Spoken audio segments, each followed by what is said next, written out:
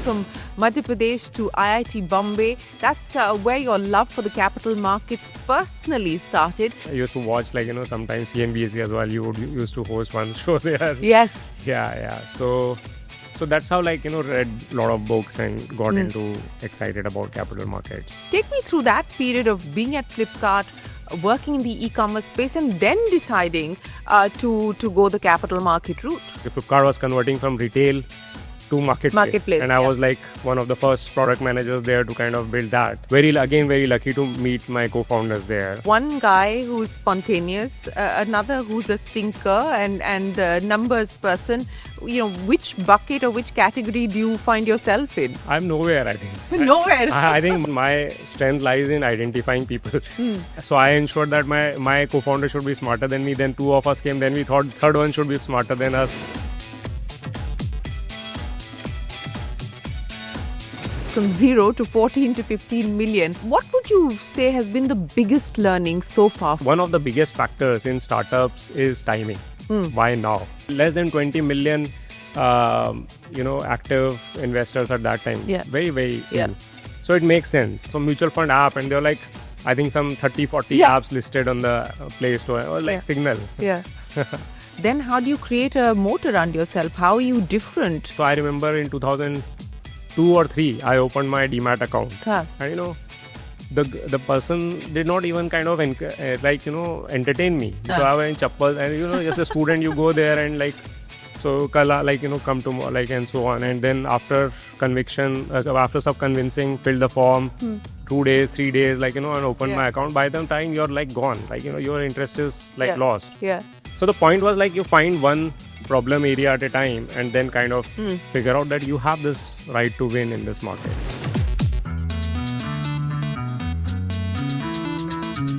What your data is telling you at this point in time about the investing culture? Mutual fund used to be very low, by the way, in low single digits. And now it is at high single digits. Stocks used to be high single digit and it's slightly higher single digit. Yeah. Indian middle class, very large, and we are at around the 70-80 million mark. What are the top 3 things that you will never do? We will not do e-commerce, unregulated products. We will not do anything which is not good for the customer.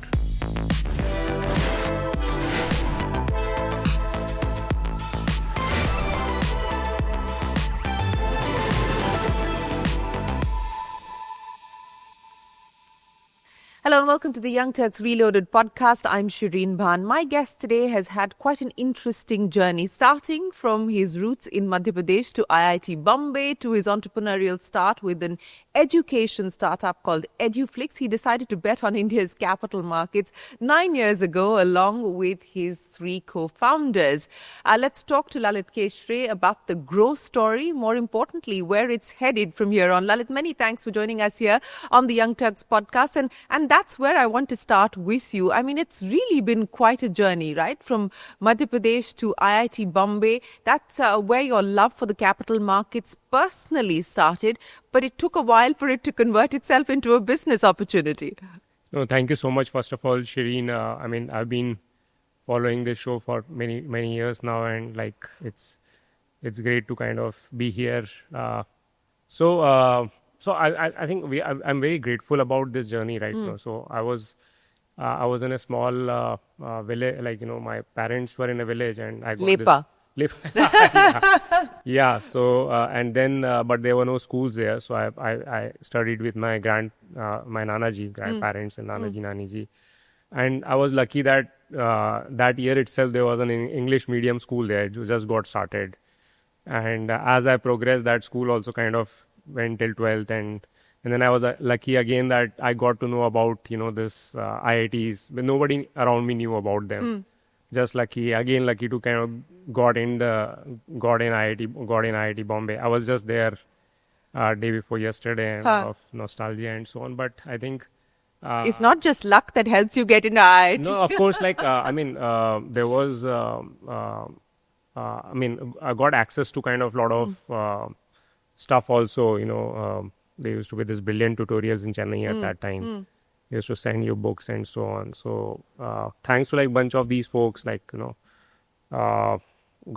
in there. And then, as you said, that's where I came to know, like, the one advantage of Bombay is, like, at that time also there was a lot of entrepreneurial, like in 99, 2000, Yeah. 2001, like Yeah. everybody was starting startups, .coms and so Yeah. on. Yeah. And at that time, somehow I came to know that, you can invest in stocks, and, they are publicly listed companies. Huh. Primarily because one of my kind of wingmates got an internship in one listed company and so on, and that's how, like, got into a rabbit hole of. And then I just told you, like, I used to watch, like, sometimes CNBC as well. You used to host one show there. Yes. Yeah. So that's how, like, read a lot of books and got into excited about capital markets. But at that point in time, capital markets was a passion. It was something that you were personally and individually sort of taken by, but the idea of converting that into a business opportunity didn't occur to you. No, absolutely not. Like, no, I was doing, so in student and in IIT, I did a student startup in medtech devices. Again, I've been very selfish in, like, looking at my own problems. So I had this allergy in the campus because of some pollen. So created this device which was like allergen detector. Okay. And of course, when you But isn't that the starting point of great ideas, where you actually encounter a problem yourself and then try and solve it? Yeah, so that's my philosophy in consumer business. I think it's always better to kind of solve for you, so that you have at least one customer. Guaranteed. Guaranteed customer, right? And the second startup was also, like, similar. Like, so I was in that small town and no coaching classes and so on. So this EduFlix was about kind of like education for all through internet, through videos and so on.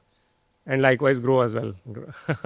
Well, before we get to Groww, in the middle you also went the e-commerce route, and ended up at Flipkart. Yes. And which is where you met your co-founders. Yeah. And then 2016, of course, began a whole new journey with Groww. But take me through that period of being at Flipkart, working in the e-commerce space, and then deciding to go the capital market route. Sure. So Flipkart was like, so my startup didn't work out. We were not able to scale. So we shut it down. We returned money to all the investors. And then, like, what next? So one option was to get into some MNC, do product management job, or other was to get into startups. At that time, I don't think you had too many choices to invite entrepreneurs, right? Flipkart was the largest one at that time. Yeah. We got in. And was again there lucky as well. Like, Flipkart was converting from retail to marketplace. And I was like one of the first product managers there to kind of build that. So got that opportunity. There kind of realized, this people ordering things from, t-shirt from Delhi taking like 5 days. We saw the NPS score across 5 days, 4 days, 3 days. Like, as the number of days reduce, your NPS goes very, very high. Yeah. And we thought, okay, why not 1 hour? So started this company called Flipkart Quick within Flipkart, sponsored by founders. Like, they were very encouraging and so on. So idea of Flipkart Quick was like, give everything in like instant. So you were ahead of the quick commerce curve that we're seeing today. We were ahead, but I don't think we had so much conviction. Like, I think timing was not probably the right at that time, because e-commerce itself was like, marketplace itself was kind of taking off. And I think timing was also bad, because at that time, 2015, if you remember, like, the ecosystem was a bit kind of shaken because of a bunch of things. But that was like very crazy experience, and that's when, like, and when that didn't go through, then kind of started thinking about something else. And then was very lucky to meet my co-founders there, like, and that's how we kind of got started. But it wasn't as if, you kind of met and decided that this is what you're going to do. You actually spent some time thinking this through and working with the four of you together to just ensure that you have an idea that can be executable. Yes. So I think, so I'll tell you a story about how we kind of, so Harsh, so I have 3 co-founders. Yes. Like, and we so I ensured that my co-founder should be smarter than me. Then 2 of us came. Then we thought third one should be smarter than us. And this is what happened actually. So Harsh, so I used to work with Itium Systems right from campus. I came to Bangalore, and he moved from IT Delhi. So we know each other since 2005. And then there was so I was interviewing for some product managers, and I see him in, like, on Zoom call from US. And I was like, now I can't take interview because I know you so well. So, then, but somehow he got through other interviews and inside. And then he joined the same team. And then when I moved to Flipkart quick, he took over what I was doing at Flipkart Marketplace and so on. And when he came, his idea was to stay for 3-4 years. He was excited about Indian story and so on. But then I told him, I asked him, I'm thinking about something to start and so on. And two of us then kind of started thinking about it. This was around 2016. Yeah. And then we thought, it's been so long that we have coded. You need so the vision was to build a tech company in financial services. Now, no idea what we are going to do or what, but we thought that tech will be basic, the core component of it. And we need a very, very solid tech person. And Neeraj used to work with me, and I just asked him or the breakfast, and within 5 minutes he said, yes, I am in. He didn't, so he is that kind of a person, he's spontaneous, very, very spontaneous. Whatever he feels he just kind of does it. And right. So 3 of us then started, and then I was having lunch with Ishan. Ishan used to look at corp dev at Flipkart. And I asked him, that I'm thinking like this and so on. What do you think? And he was like, he said that he had been thinking about this since his college days. He is a finance guy, proper finance guy, very, very passionate about investing. He's a numbers guy among all 4 of us. And he's like, I am also kind of excited about it, but I'll have to think. He is a thinker.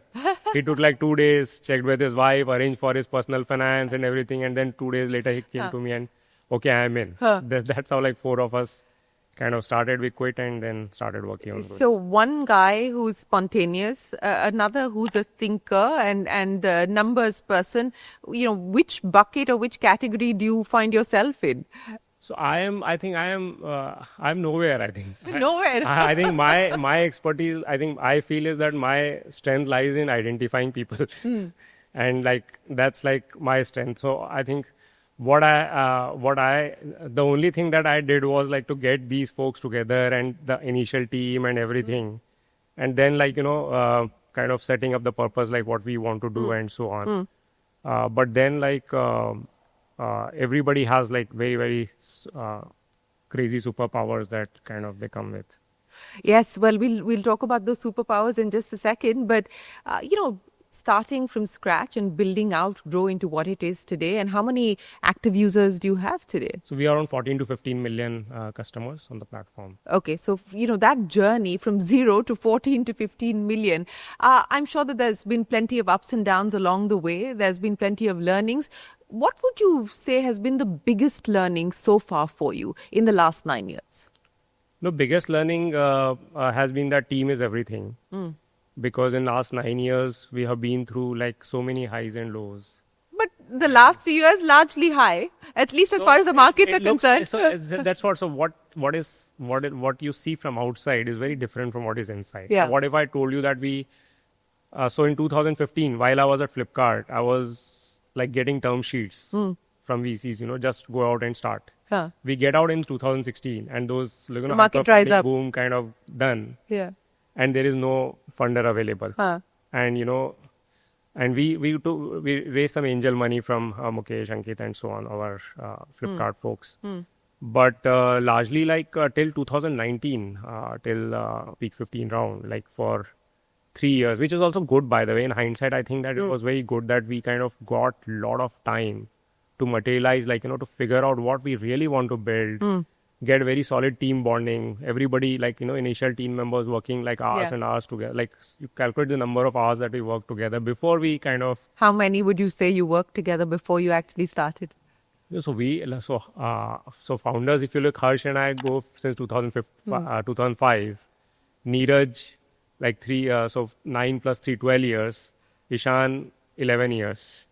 Right? That's the kind of, and the initial folks were almost all the folks that we hired were people that we knew, right? All the hiring. So all the even in our leadership team, for example, lot of we have had at least 3 years or 4 years of dating before they joined Groww, right? So you believe that that's important to really know and have chemistry and understanding of a person before you actually hire them? I think so, because it's not sprint, right? It's a marathon, and then you will go through crazy emotions, ups and downs, and and you need to know a person really, really well, and you also need to enjoy working with them. That's Yeah. like also very important, because success is like it's not necessary that success will come. Yeah. But at least that part of the journey should be fun. Yeah. Right. Yeah. Yeah, absolutely. I agree with you there. But, let's also talk about the landscape that you were operating in when you decided to start in 2016. So there was already a few players Yes. in the market that had done what you were attempting to do. How much were you influenced by what was already out there? So, Shereen,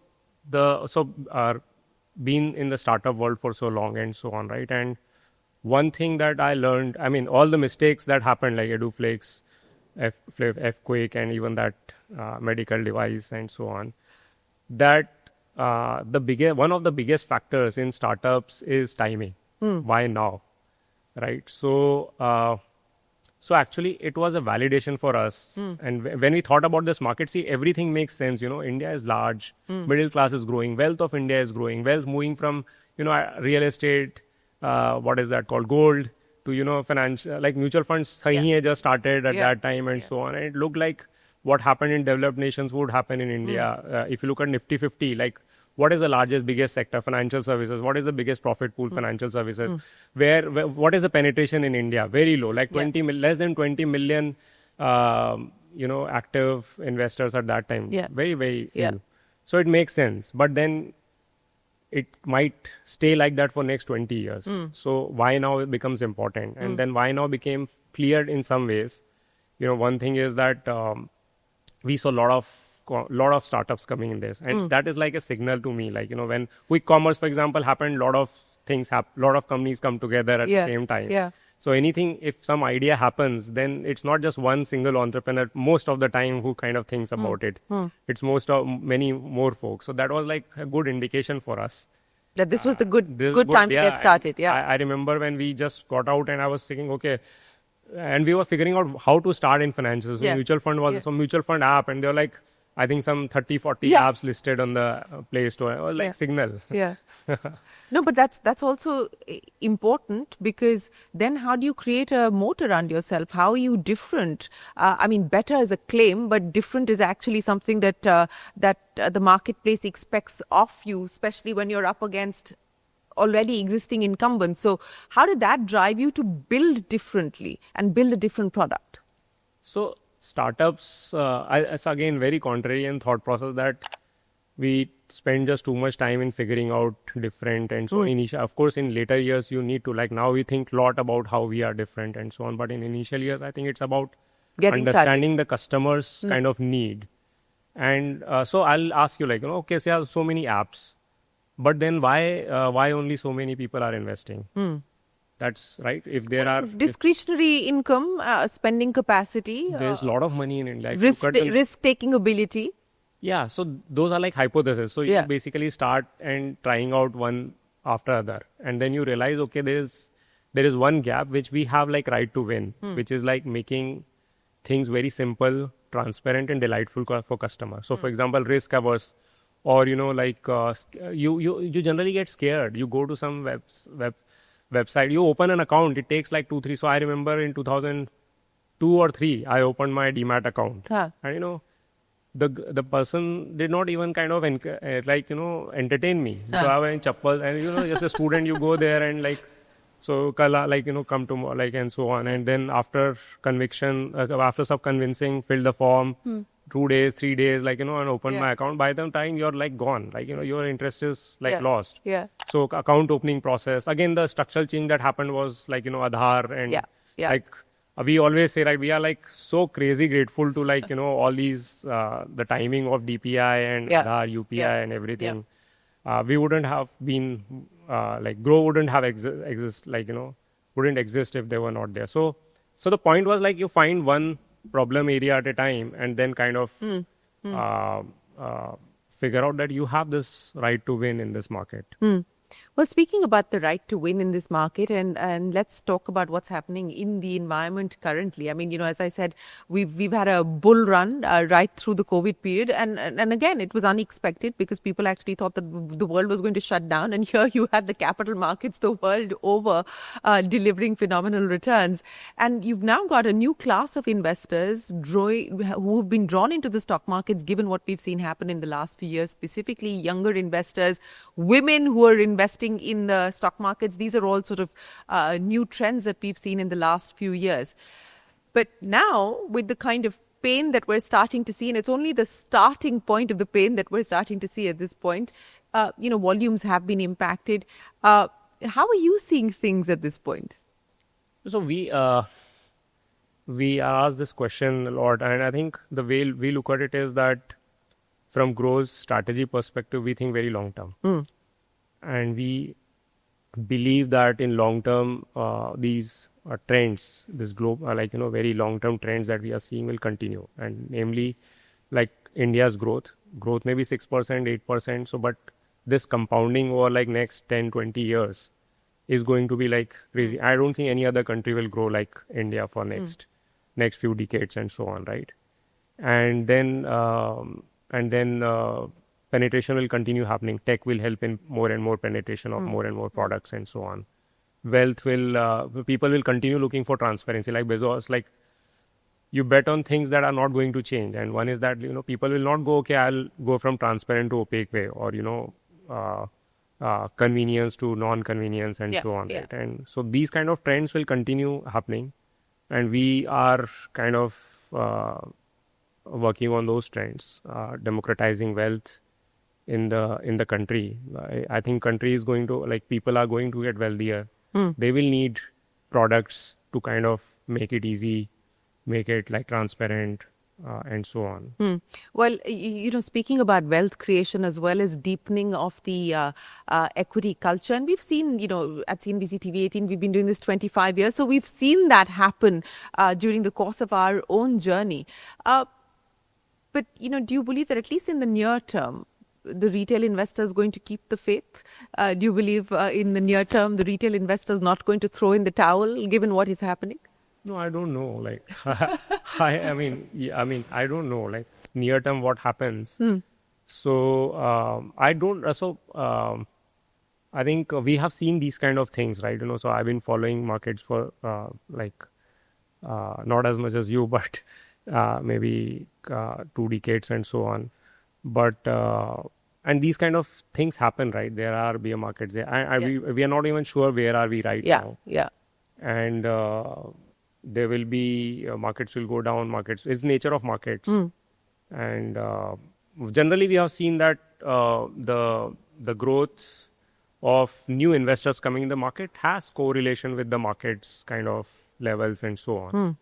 So, but overall, in longer journey, I think we will continue seeing good growth in participation in, and we say equity markets, but Groww is not just about equity. It's going to become like 360, 360 degree. You're like the entire wealth, whatever like you need from diversification perspective.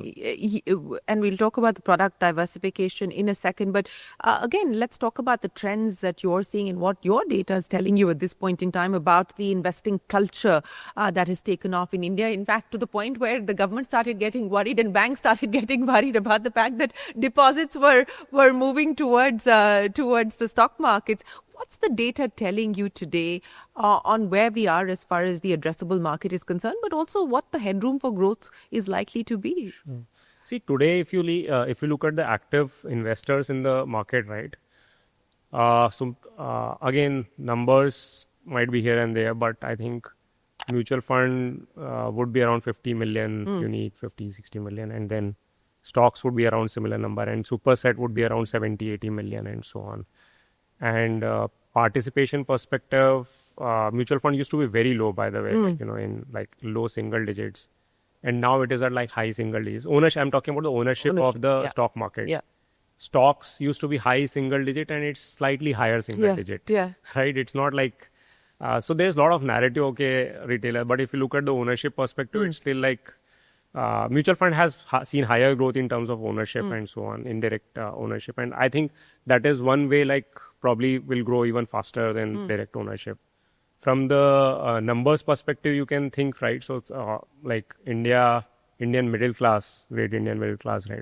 It's very large, and we are at around the 70-80 million mark. And it's anybody's guess, where can it go to percentage wise. So, you were talking about the fact that Groww today is much beyond just equities. And that's been a sort of conscious strategy on your part to be able to address different segments of the market with different products as well. Again, what's been the learning there, and where do you believe the gaps continue to exist that you would like to plug specifically? Yeah. No, so our biggest learning, Shereen, when we started actually, this Groww in current format was not our first product. There was a pivot. Yeah. When we started, we thought, Isn't that usually the case for most successful businesses, that it's actually the third or the fourth iteration that is the one that is the successful iteration that exists? Yeah. But we were lucky. We were like, in just one pivot, we kind of found what we were kind of looking for. In the first one, what we thought was, we will build an advisor. So the hypothesis was, okay, customers don't know what to buy. So tell them what they should buy, right? So we build an AI kind of advisor, and Ishan and rest of the folks, they came up an algo where, and risk averse you talked about, right? So let's build an algo where people don't lose money. So you start with liquid fund, and as they make some money in liquid fund, then you start putting in some equity and then long-term debt and then equity and so on. Right. So this is like very full, like, you just can continue saving and save whatever you want. And we'll ensure that you keep building wealth and so on. And we thought it's a very beautiful product because people are risk averse and so on. And we got two insights from that. We realized that people are actually not risk averse. Yeah. And second thing was, especially a certain segment of customers. And second thing was that people want selection. Now you are telling them to do something, but what we learned is that customers are very smart. They want like more data, more selection. Like at Flipkart also we learned that, right? Or show me more mobile phones, show me more this thing and so on, right? And but in this business, और क्या दिखा? Mutual funds इतने सारे ना, आप पहले you are just showing 3 mutual funds and buy these. And now customers, why these 3? What are the others? Yeah. So then we thought, and there was no platform where you can, go and see everything, the whole detailed information, buy, very simple buy process. Like, why not just, so rest all other apps were more like robo-advisors and advice and so on. So we thought, let's just build this. And this was like very big insight where we were just mutual. By the way, for first 4 years, the only product that was available was mutual funds. And we just kind of made it just so simple and so transparent. So what happened was we built a search.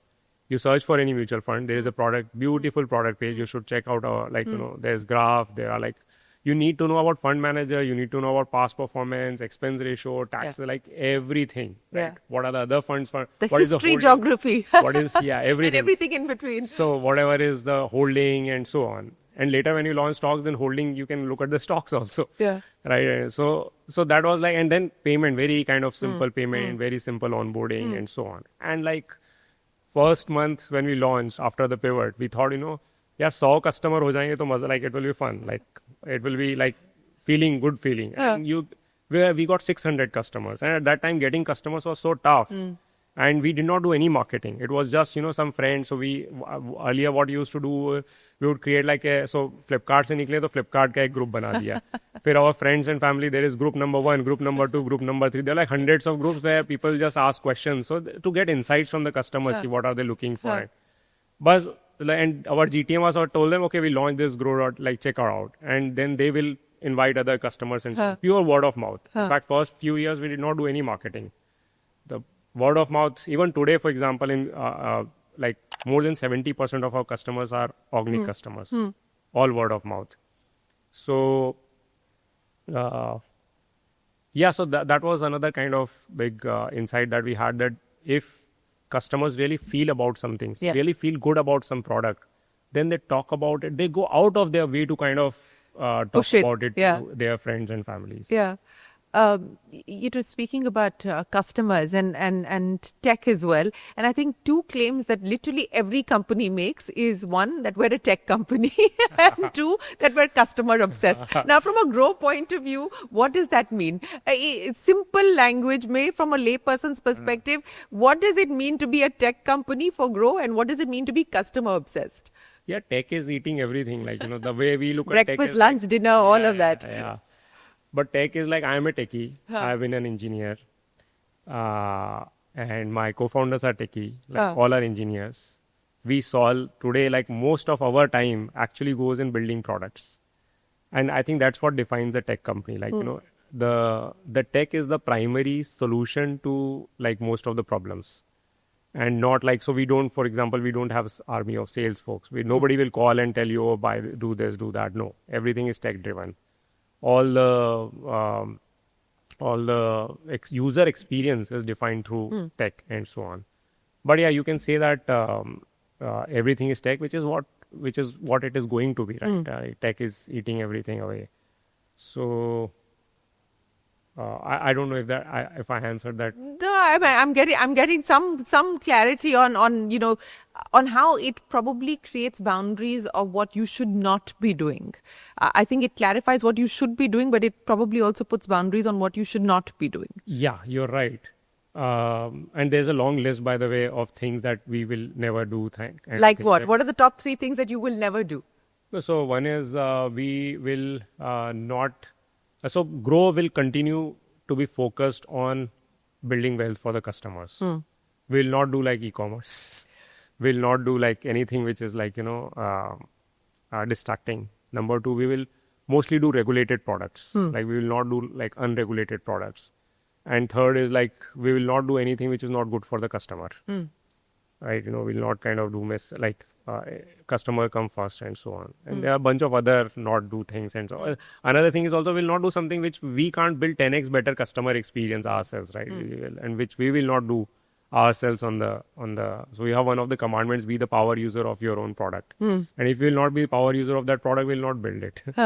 Right? So, and that's why like there's a lot more focus in the company. Well, speaking of superpowers as well as the power user of the company that drives everything that's happening at Groww, from your vantage point today, 9 years on, what are the priorities now as you look at the opportunities that exist, as you look at the customer, where the customer has evolved? What are the opportunities that you're going to chase after? What do you prioritize today? So, the biggest one is to so our goal is to become like the default wealth platform in the country. Where people think about building their wealth on Groww. And what we have seen is that a lot of our customers have got wealthy in last, older customers, and now a lot of wealthy customers coming. And they need a lot more tools now, a lot more products. So on one side, there is simplicity and, transparency for like millions of customers. And then for now people are getting more and more affluent, HNIs and so on. We'll be building more products for them. And so that is one kind of direction. Other direction is now a lot of power traders on the platform. And again, they also need a lot more tools and so on. So for last 2-3 years, we've been building some tools that we have built that do not exist outside and so on. So that is another kind of direction that we'll take up and so on. And lastly, selection, the holistic view of wealth is very, very important. That is you can't say, okay, I want to invest in this and you don't have that. You need to have all the products. So filling all the gaps across multiple products, we need to have those as well. So creating the full basket for the customer. Yeah. Well, speaking of creating the full basket for the customer, you're also operating in an environment that has seen a fair degree of regulatory change. It's also seen a fair degree of regulatory clampdown, especially when we talk about the F&O side, when we talk about, True Label Circular and so on and so forth. From that perspective, how does it change the business case for a company like yours? How much does regulation decide or define your destiny today? So, see, one good thing is, so we are a regulated, all the business that you are regulated businesses. One good thing, what has worked for us over last 9 years is that the philosophy of regulator is customer protection. Philosophy of Groww is customer obsession, like, do everything for customer and so on. And they match. Now, they're kind of short-term kind of these things, where we have to make a lot of changes immediately and those kind of things. But apart from that, I think more or less, if you see all the regulations that have come over last many years, they have all benefited Groww. Like, KYC regulations or peak margin regulations or so they increase the trust in the system. A system में trust increase होता है, तो people transact online, people invest, they know that, okay, I'm buying a stock, this stock is safe. If I'm transferring money, this money is safe. So it always helps to, in the long term and expanding the markets, right? So overall in mutual funds, bunch of regulations came, nominee, that again, more trust. Okay, now there is a nominee and something happens to me there. So I think it has always worked good. But the concern, and some of your competitors have spoken about it as well, that this could in fact halve profitability, at least in their case. I mean, what could it potentially mean even as far as your business is concerned? So our salience is slightly lower for trading products. You're talking about, I think, F&O regulations. Yes. Well, not just the F&O regulations, but the F&O regulations also. See, right, in long term, our feeling is that I think in long term, having some sanity is always good. And you can't expect growing 200%. Or whatever X percentage and so on, and not go down and so on, right? So, but I was looking through that F&O boom that we saw while the regulators were also kind of signaling that you need to be careful and so on and so forth. You were pretty much doing the same. I mean, I remember seeing a bunch of your tweets, etc., also sort of cautioning people to say, hey, look, the party does have an end. Again, take me back to what was the surprising aspect of what you were seeing happen on that side? No, so see, we were always very cautious on this F&O thing, right? And as you rightly said, we around, I think when it was at peak, right? We were really scared about kind of some of the things that were happening, and so we built a lot of responsibility features within the app. So there's this called Safe Exit, where people could set in what maximum loss they can have, or Safeguard, where we'll block some customers who are continuously losing money and then upload more documents to kind of continue. We created this F&O pause. Customers can voluntarily pause their F&O and those kind of things. There are a bunch of other things as well, low liquidity. So we'll want anti-nudges, if you're placing a trade and, it's very kind of illiquid or risky trade, we would want. We still do that. And then customers can still go ahead, but at least, we are shaking customer a bit, just think about it. And but was there ever a pushback saying that, what do you care? Let me do what I want to do with my money? So in one of the features, there was a big pushback, the Safeguard one, where we used to kind of just block the customer. Let's say if you're losing money 5 days, 10 days, then we were okay, block, soft block basically. First 30 days, you submit these documents, otherwise we'll block it. If customer can submit document of very high net, so let's say somebody losing 10,000 rupees and his net worth is 10 crore rupees, then it's fine, you upload. Yeah.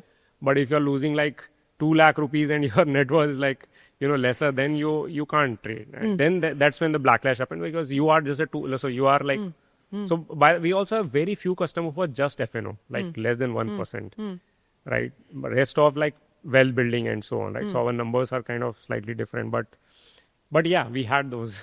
the pushback saying, let me do what I want to do with my money. Who are you to tell me what to do with it? Yes, we had that. But do you believe that it was necessary, for the regulator, for the government, etc., and for players and participants like you to actually put the brakes on? Were you worried? You said that you were concerned at the peak at what was going on. Did you believe that this could potentially have the implications of even posing a systemic risk?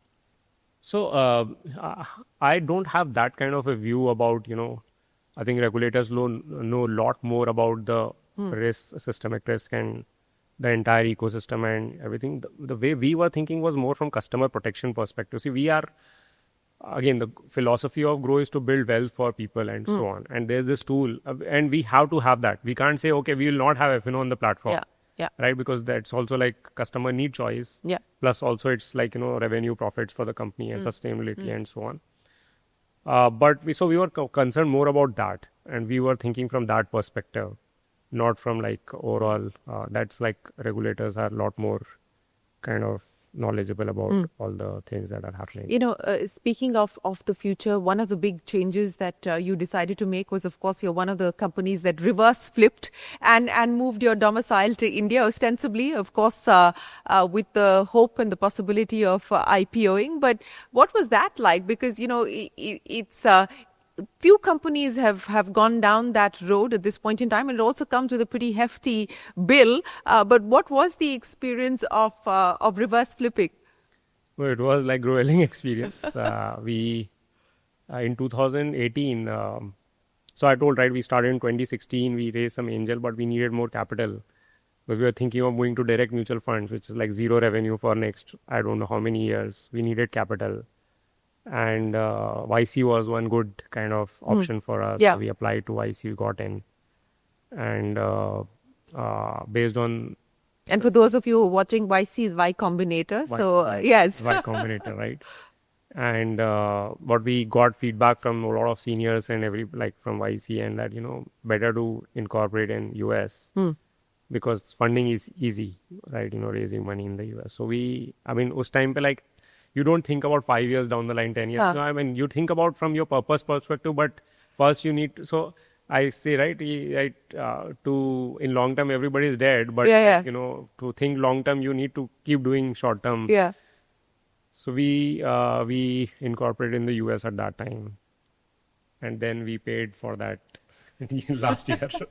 Yes, you paid quite literally for that decision. But again, coming back to that decision to, in a sense, move back home to where the business actually is, and again, as I pointed out, ostensibly with the possibility and the hope of IPOing.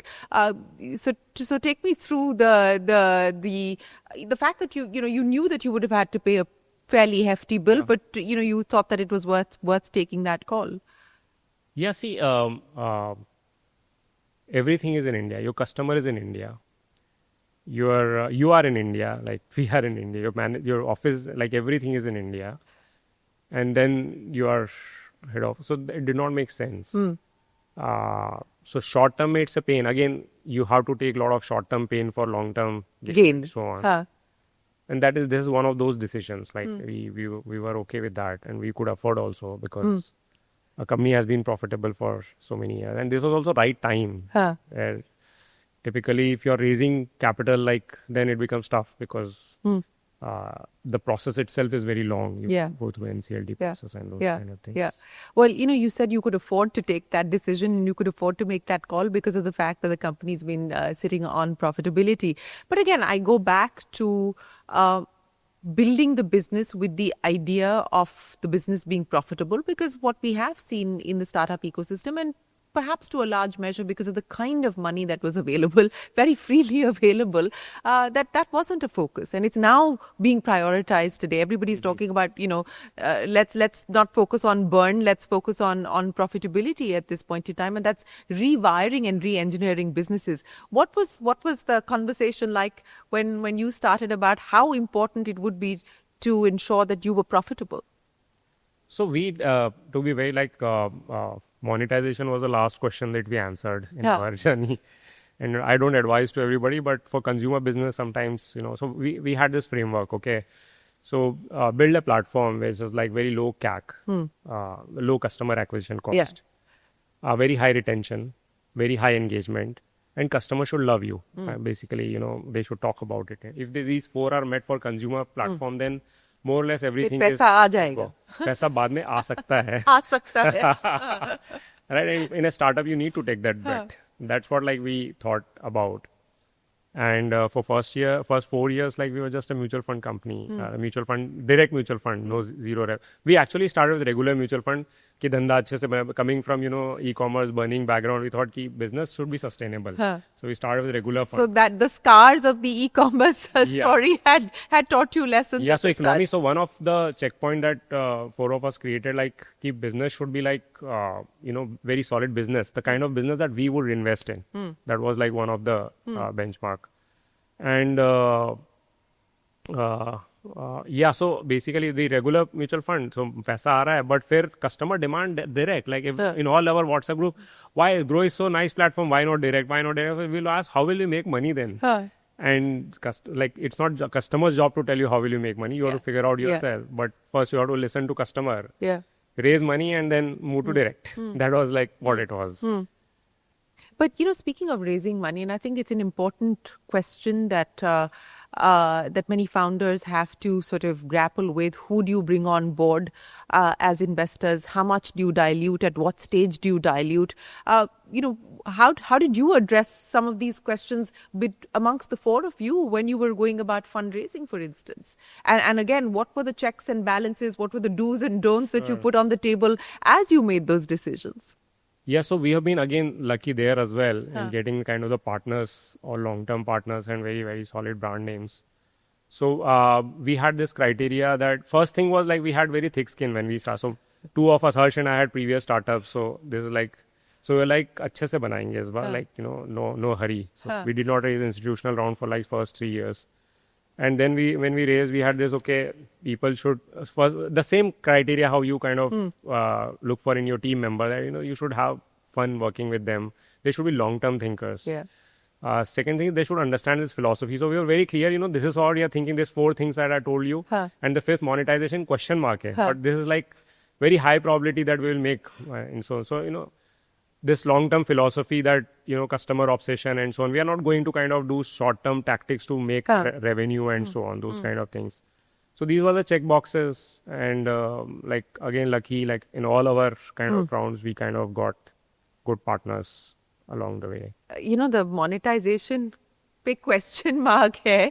At what point did you believe comfortable and ready to say that, okay, now we have clear line of sight on how we monetize this business? As a consumer guy, the first month when we got 600 customers and when customers were kind of started talking about it, so it's like the thought process was that if you have like billions of dollars of AUM and money flowing through you, I think customers won't mind if, there is some flowing to the company for sustainable. So that was but the real practical way, if you ask me, when we launched the second product, which was stocks, and we started charging for it.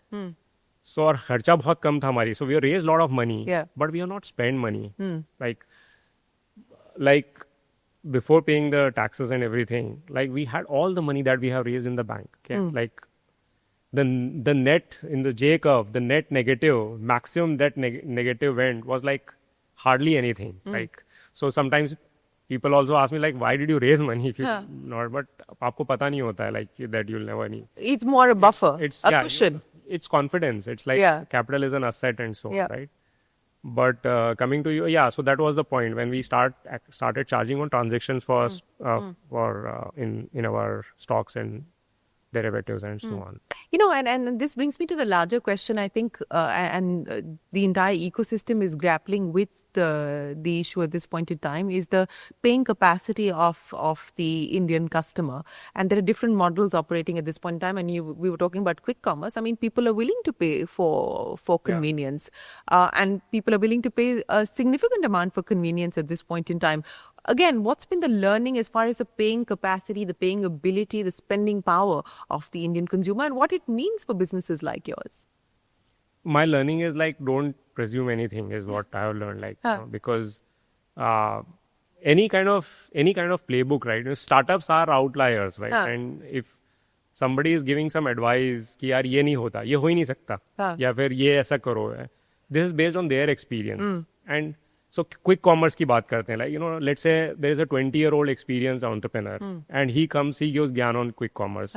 Like, how will they know about quick commerce, right? Or so on, right? So this is what my belief is, that go like very low ego, like, just assume that you don't, a beginner's mindset, right? Just go with like zero, like, any kind of and like, you don't think yourself like a stud. You go like very humbly, कि भाई मेरे को कुछ नहीं आता, and then think from beginner's mindset, and then understand customer behavior, and like things might happen. Like there's always probability that customers would pay, right? Well, yeah. And entrepreneurs bet on that, right? Yeah, you have to bet on the fact that you will have that ability to be able to get a customer to pay for the service that you're providing. But speaking of Gyan and ego, what has that been like? I mean, where do you listen to Gyan from anywhere at this point in time, or anyone specifically at this point in time? And has there been anyone that you've kind of valued their opinion, their feedback, their advice on how you should run the business? There are lots of them. Like Yeah. I kind of look up to like a lot of people. I read a lot, and I listen to a lot of folks. But it's just that you have to take it in your context. Yeah. And so on. So what have been the big learnings from someone that you've read, someone that you've listened to, someone's career that you followed? Share some of those insights. Sure. So mostly like, see, I also feel that nothing is original. Like all my thoughts are actually derivation of like what I read or what I heard from somebody, and and that's how you kind of build your intuition, your knowledge, and so on. Few things that I would tell you is like, so one thing, so Mukesh Bansal was our first investor, and then I am like a more product guy, and I don't like building people, kind of managerial stuff and so on. And then he gave me this advice that, start looking at your organization as the product. So, org as a product. And then kind of my thought process changed. And then I started loving that, then we build like, very solid org structure, scalable org structure, and so on. Nandan Nilekani is another kind of person who like directly like we at that time we did not interact, but the way he kind of thought about the system thinking, right? The way he thought, and we owe a lot to Aadhaar and and the way kind of he thought about connecting so many dots together. Like you feel overwhelmed कि यार अच्छा grow बना इतना बड़ा company बनाना है, या you have to do something, and like sometimes you get just so overwhelmed कि ये बहुत बड़ा काम है. But then slowly, steadily connecting the dots, some things happen, and there is a probability that something will happen, and so on. So those are the kind of things. Then Satya has been kind of big, kind of, such a large company is running and growing at such a fast scale, even at that scale, and thinking like, some people say that he's playing like 5D chess, and he is an investor with Groww.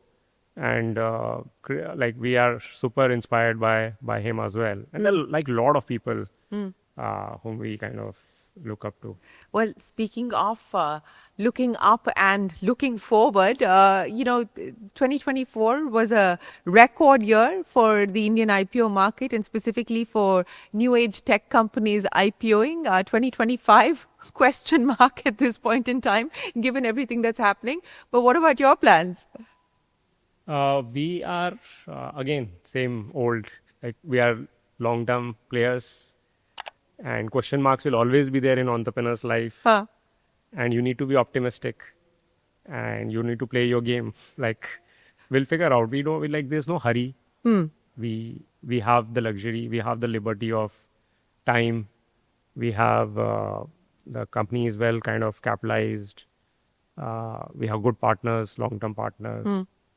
So we will figure out. Like, but do you believe that the IPO is a logical step as far as the company is concerned, as and when you decide to go down that route, because you've got to provide exits to current investors? Or do you believe that is the right thing to do for the business? If you didn't have to provide exits, would you IPO?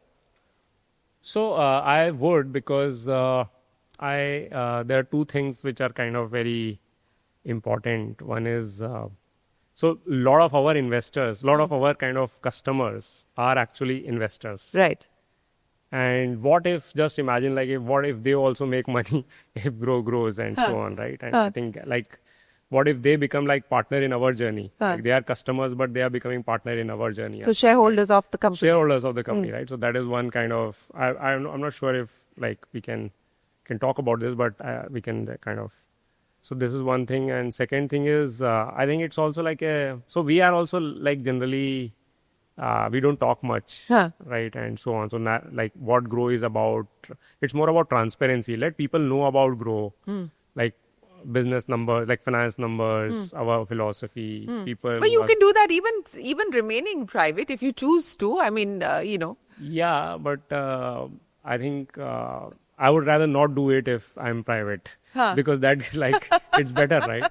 But why you Yeah, want it's it a to growth, be transparent? Like because customer, as I said, like your customers are like, they will get to know a lot about you and those kind of things. So I think it's like an event in a journey of the company. But so another thing is we don't look at it as like it's just like an event which will happen and then we'll continue moving on. And then, as you said, like your stock also become liquid, so your old investors can figure out if they want to stay, they want to. So yeah, like we raise money from them, right? Yeah. So like it's good to kind of have the stock liquid as well. No, absolutely, and and that is what they would be looking at as well. But are you actively working towards that? From the business point of view, in terms of changing anything at this point in time, in terms of IPO readying yourself? So not so I am nothing like anything, nothing changes because of that, because our strategy continues to be what it is. We continue working on the products irrespective of whether IPO, we don't care about that. And there is a small team that will continue working, but rest of the Groww like works how it has been working. And even after post that, we'll continue to be working. We'll be very transparent that we are not going to kind of change any strategy because of IPO or because of this and so on. Like Groww, our philosophy will continue to be same. We'll continue shipping the products that we are shipping and so on. I was looking at the ad that you put out on the two W's in Groww. It's GROWW. So, and if I remember from memory, it has wisdom, will, wish, wealth. Women. Women as well. Let me add a W to that. Worry. What do you worry about today? Well, I mean, in our business, I think the biggest factor is reputation. Right? It's about trust. So not worry, but it's like we always need to ensure that by mistake also you don't kind of hurt the reputation of the company, which is like the most important thing for us. But I mean, I would not call it worry as such. It's something like always we are like very, very kind of paranoid about. Okay. So wisdom, what's been the biggest lesson learned along the journey so far? Like customers, like your business is based on customers. Like, customers are everything for your business. That's like the only thing that matters. Will, what do you have the will to do at this point in your journey? We want to become like the default wealth platform in the country. Like people think about, okay, I want to build wealth. There is nobody else. There's Groww. So what's the wish then? Wish and will, I mean, grammar. Similar? Yeah. One and the same? Yeah, I mean, build like crazy amount of wealth for the country and let people be like very wealthy. What keeps the four of you together? How's the relationship and the equation also changed, evolved over time as you've built this company, as the team has grown, as you've been able to achieve scale? What's been the change on that front? I don't think it has changed at all, No? the relationship. I mean, the value system binds us really well, mutual respect and, respect for each other. I think the nothing actually has changed. How much time do you guys still spend together do you spend time together outside of work? Yeah, we do. But office mein itna time ho jata hai, like we sit together. So we don't have like desks or like rooms or something like that. We sit like everybody else, like on outside and so on. And we sit together typically because we keep brainstorming and so on. So most of the time you're just looking at them. So looking at each other for signals. But you said that you've now treated the organization as a product because you believe building product is your strength and you're now enjoying that much more. What have you done differently in building out the organization in terms of the org structure? You just spoke about the fact that it's fairly flat. Yeah. It's not hierarchical. What have what have been some of the things that you've experimented within the organization? Yeah. So this is like my favorite question. And so what we did in around 6-7 years back. So when you're thinking about a product, so in product building, there is something called PRD, product requirement document. So I thought, okay, there should be like a PRD for company. So we call it Groww code. Okay. Groww code is specific way in which Groww works. We wrote down everything. Okay, what Groww stands for, what are the commandments, or commandments is like religion. Like, religion. There's no black and white. This is what it is, right? There are 10 commandments. Then there are philosophies like, okay, how do you hire people? How do you take decision? Long-term decision, short-term decision, irreversible. How do you train people? How do you make yourself kind of, what is your role? So we don't have, for example, people managers, like they are playing captains. Like, then we created set of rituals, like, there are a bunch of rituals that go like religion and rituals also. Yes. So that is how, like, that's how PR, like, and then wherever there is a deviation, then you intervene. But most of the time it's like, this is how it is, right? So so we have Project Bezos, so, right, customer obsession. Like, everybody is supposed to go in customer support. And now, no matter how smart you are, no matter how much you know, you go and talk to customer because, empathy. Empathy is very, like, very tough. We have AIKG, we go, like, meet customers out in AC में बैठ के product नहीं बना सकते आप, right? You can't be just kind of in your bubble and building product. You have to go out and meet. How often do you go out? So very often, like meet, like, so I still spend like couple of hours, like 1 or 2 hours every day talking to customers, support, maybe WhatsApp or whatever, right? A lot of customers I support myself, and then we have the high net worth ones. no, nothing like that. I like, so like any kind of customer, right? And especially the first few and do they know that they're interacting with you? Yeah, of course. Now some of them are very good friends because they are very candid. Like, see, you need those kind of customers who really feel about you and who are, and give you the real feedback. Yeah, exactly. So a lot of our product roadmap actually comes from customers. Of course, you can't build everything, but we have like most of our, so stock, like, what is the reason for success of stocks on Groww? Because it was, why did we launch direct mutual fund? Because it came from customers. Stocks came from customers. Trading, we actually, when we launched stocks, we thought trading to banana hi, matlab, investing platform hai. But then customers wanted trading, and now, like, we have so solid trading platform, like, everything, charts and very, very advanced stuff, right? And so on. Like, and now this, as customers got into HNI category and so on, now they need PMS, AIF and those kind of, so most of, like, feedback comes from customers. And like, some customers really go out of their way to just ensure, like, they will email you, like, some customers will mail, like, full documents. Yeah. Have you tried hiring them?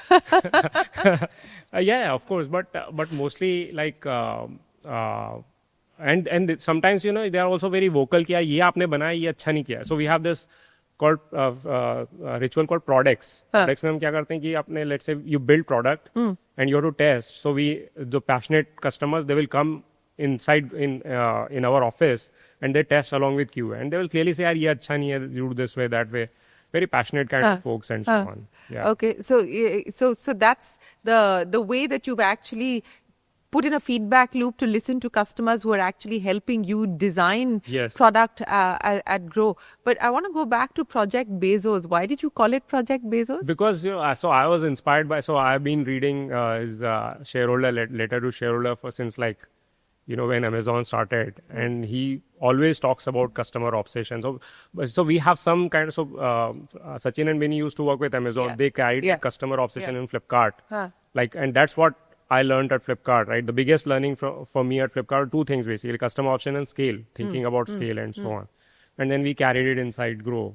So that's like to the original, as a respect to the original. As respect. So you said you have 10 commandments, which is like religion, and then you of course have these rituals. What are the top 3 commandments there on that list? So all 10 are like they're equal, but let me. So one is like. Then give us all 10 very quickly. So let me tell you the top 3. So एक तो user को मजा आना चाहिए. Like, user should, like, really feel about your product. Like, should feel like simplicity, transparency. Second is always do right thing for the customer, right? Third is be unreasonable hospitality. Reasonable matlab you have to go unreasonable. And sometimes it lands us in trouble because some things are not compliant and so on. But unreasonable means customer रात में 12 बजे आपको call कर रहा है कुछ problem कर रहा है can you solve then and there it's or can you go do you worry about your P&L कि अच्छा if I serve customer in this way and then it will hurt your P&L no so you covered a budget out of it or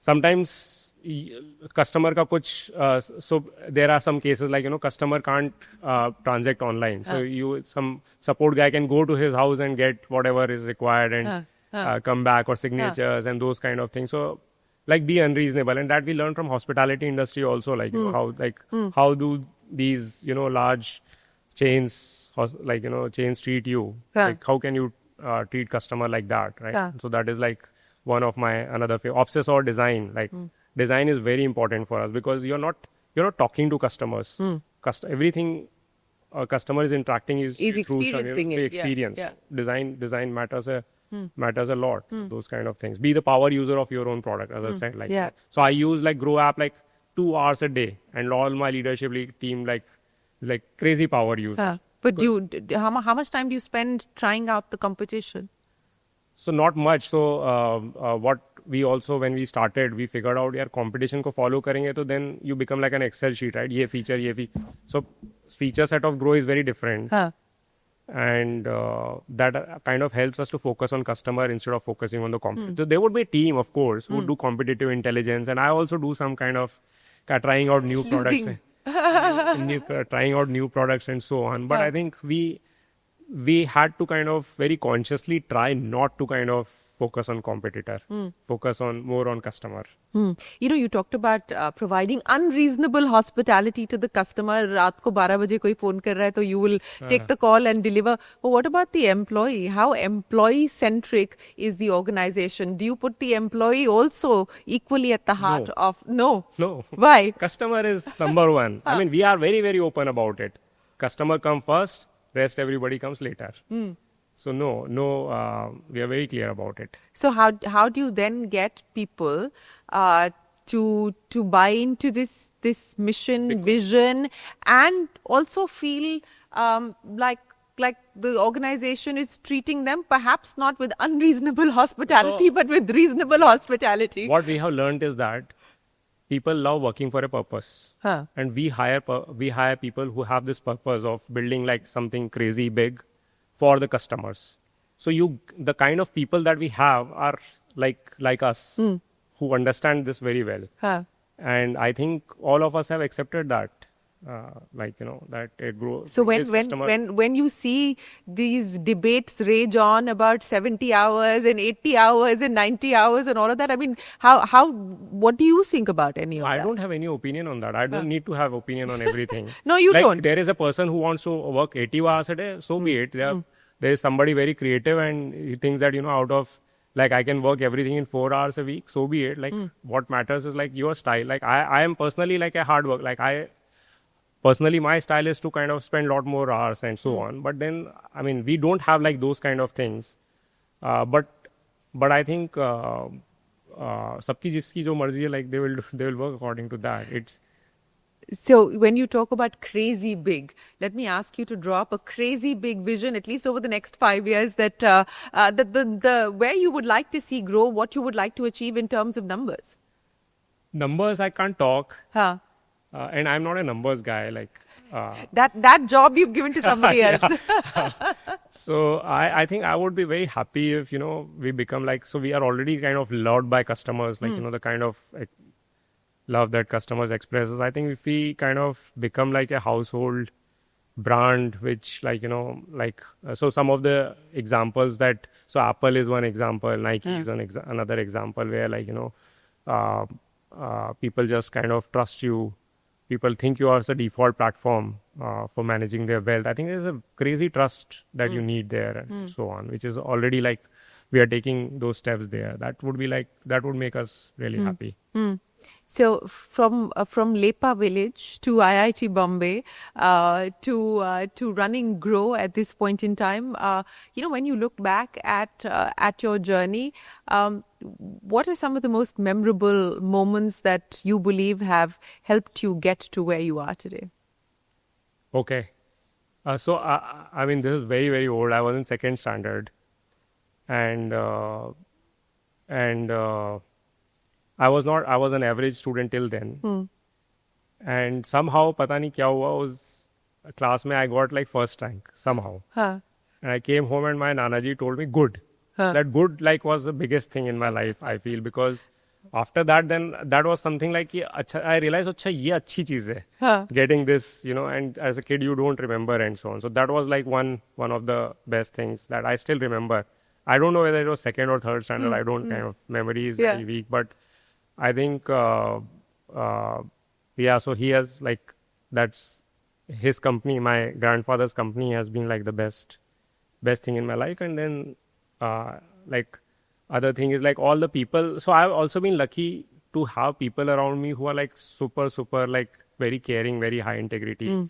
My wife, my co-founders, for example, right? And so, and I think, I mean, that's the best thing. Friends, all the people that we have worked with. So you would say two of the most integral aspects of your leadership style are empathy, integrity. What would be the third? I would not count empathy, by the way. No, you're not. I thought you said empathy was empathy for customers. Team members might not be. Acha. So you draw the line there. No, so I think I would say integrity, of course. Empathy, I would doubt, but more about like. So what's the guaranteed? What's the guaranteed attribute? I think I can paint the picture, like, okay, this is where like we are headed, like, this is what we would want to do and so on. And then third is, of course, like finding people who are like, whom I can like, whom you would have fun working with and who are like smarter, like much smarter than me and so on. That is like, I think, the bigger one. Well, we hope you continue to paint the picture on a canvas of your choosing with the colors that reflect the ambition and the aspiration, not just of you, but also of your co-founders, as well as the 1,000+ people who are working at Groww. And we look forward to hearing more from you about the journey and the story as it shapes up, and eventually, perhaps as a listed entity as well at some point in the future. But thanks very much for joining us here on the Young Turks podcast. It's been an absolute pleasure speaking with you. I'll end by asking you, if you're talking to entrepreneurs who are looking at getting into the financial services space today, one message, ek gyan ka tukda aapse. Regulations ka dhyan rakho. Regulations ka dhyan rakho. Oh, that's the biggest overhang at this point. After solving for the customers, I think.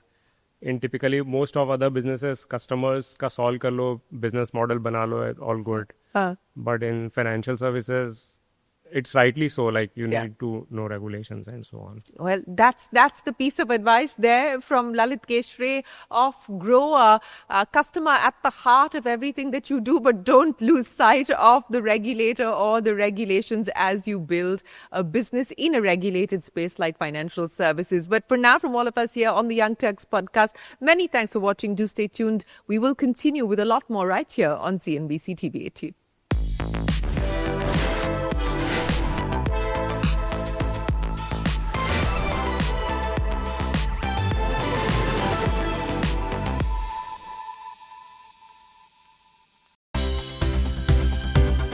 For more news and updates, all you need to do is follow CNBC TV18 on all of our digital platforms.